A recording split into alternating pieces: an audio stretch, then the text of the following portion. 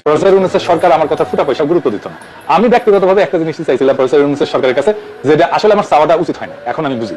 সেটা হচ্ছে আমার দেশে ফেরার ব্যাপারে একটা সরকারি সাহায্য। একবারের জন্য আমি দেশে ফিরতে চাইছিলাম, আমার নিজের এই একটা মাত্র খাইশ ছিল, ব্যক্তিগত খাইশ।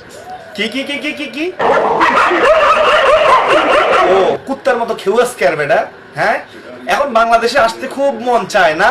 পাকিস্তানে যা, তোদের আব্বা পাকিস্তান, পাকিস্তান তোদের এত পাকিস্তান প্রেম। যাই হোক, তো এখন তোমার আব্বারা না এখন ক্ষমতায়, আওয়ামী লীগ তো এতদিন ক্ষমতায় ছিল, এই জন্য বাংলাদেশে ঢুকতে পারিস নাই।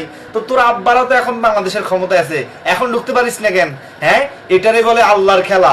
তোদের মতো রাষ্ট্রদ্রোহী, তোরা দেশের যত বড় ক্ষতি করছস, মব সন্ত্রাস তৈরি করে কত মায়ের বুক খালি করছস, তোদের মনে হয় বাংলার জমিনে পা রাখার সৌভাগ্য আর হবে না। আসলে তোরা বাংলাদেশে আসলে বাংলাদেশের জনগণকে বলবো, যেখানেই পান এই কুলাঙ্গার এই রাষ্ট্রদ্রোহীদেরকে আপনারা সাইজ করবেন। সবার প্রতি রিকোয়েস্ট হইল ভিডিওটা লাইক কমেন্ট শেয়ার করে সাপোর্ট করবেন।